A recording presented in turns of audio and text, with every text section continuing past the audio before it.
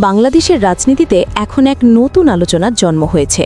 একটি নির্ভরযোগ্য সূত্র জানিয়েছে, জামায়াত ইসলামীকে ক্ষমতায় আনতে ইসলামী ছাত্র শিবিরের প্রায় ৫০ লাখ কর্মী মাঠে কাজ করছে এবং এদের সবাইকে বিশেষভাবে প্রশিক্ষণ দেওয়া হচ্ছে।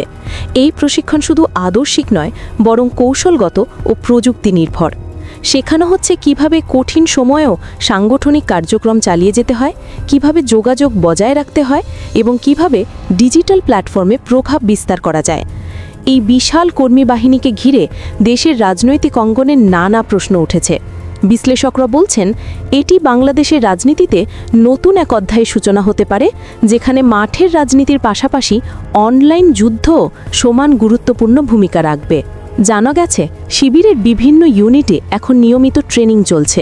সদস্যদের শেখানো হচ্ছে সোশ্যাল মিডিয়ার অ্যালগোরিদম বোঝা, ভিডিও এডিটিং, ডিজিটাল প্রচারণা এবং নিরাপদ যোগাযোগের পদ্ধতি। তাদের বলা হচ্ছে, আজকের যুগে যে ডিজিটালভাবে শক্তিশালী, তার হাতেই রাজনীতির নিয়ন্ত্রণ। আগে যেখানে রাজনৈতিক কার্যক্রম সীমাবদ্ধ ছিল পোস্টার, মিছিল বা সভা সমাবেশে, এখন তা স্থান নিয়েছে ইউটিউব, ফেসবুক, টেলিগ্রাম আর টিকটকে। এই পরিবর্তনে আজকের রাজনীতিকে প্রযুক্তি নির্ভর করে তুলেছে। এক প্রাক্তন সংগঠক জানান, আগে আমরা মাঠে ব্যানার লাগাতাম, এখন ভিডিও বানাই। আগে প্রচারণা হতো লিফলেটে, এখন হয় শর্টস ও হ্যাশট্যাগে। এই মন্তব্যের মধ্য দিয়েই বোঝা যায়, শিবিরের নতুন প্রজন্ম রাজনীতির ময়দানকে ডিজিটাল দুনিয়ায় রূপান্তরিত করছে।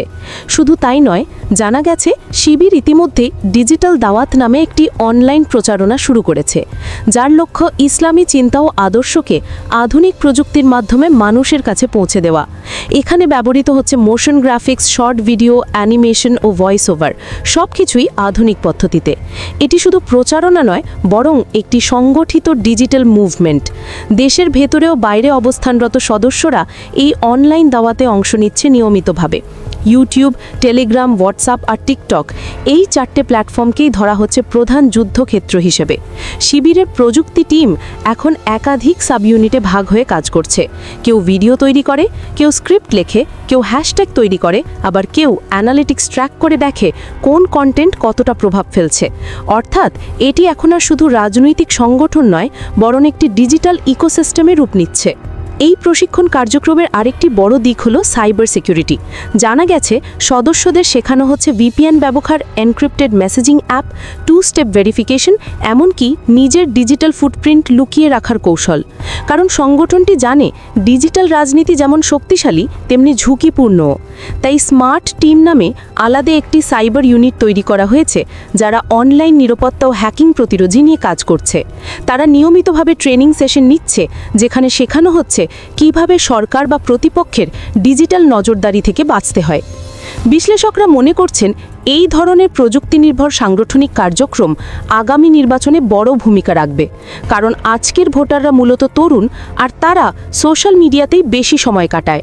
তাই যে দল অনলাইনে জনপ্রিয়তা অর্জন করতে পারবে, তারাই বাস্তব রাজনীতিতেও প্রভাব ফেলবে। এই জায়গাটি এখন শিবির দখল করতে চাইছে। তারা জানে, মানুষের চিন্তাকে প্রভাবিত করার সবচেয়ে সহজ উপায় হলো কন্টেন্ট।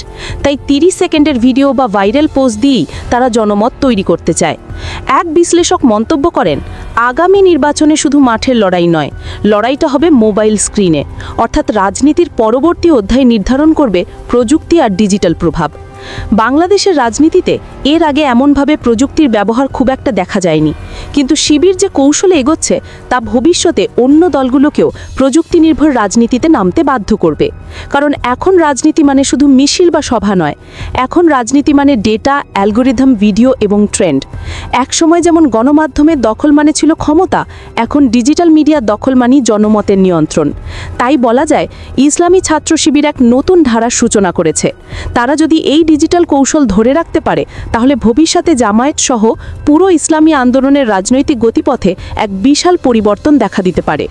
এখন প্রশ্ন উঠেছে, এই পরিবর্তন কি শুধুই আদর্শিক, নাকি সম্পূর্ণ প্রযুক্তি নির্ভর? অনেকে বলছেন, এটি উভয়ের মিশ্রণ। আদর্শ থাকবে ভেতরে, কিন্তু উপস্থাপন হবে আধুনিক মোড়কে। আর সেটাই হয়তো নতুন প্রজন্মের কাছে রাজনীতিকে আবার আকর্ষণীয় করে তুলবে। সময় বলে দেবে, এই 50 লাখ কর্মীর ডিজিটাল মুভমেন্ট দেশের রাজনীতিতে নতুন অধ্যায় খুলবে, নাকি শুধুই আরেকটি গুঞ্জনে সীমাবদ্ধ থাকবে। তবে এতটুকু নিশ্চিত যে বাংলাদেশের ভবিষ্যৎ রাজনীতিতে প্রযুক্তি আর রাজনীতি আলাদা করে ভাবা আর সম্ভব নয়।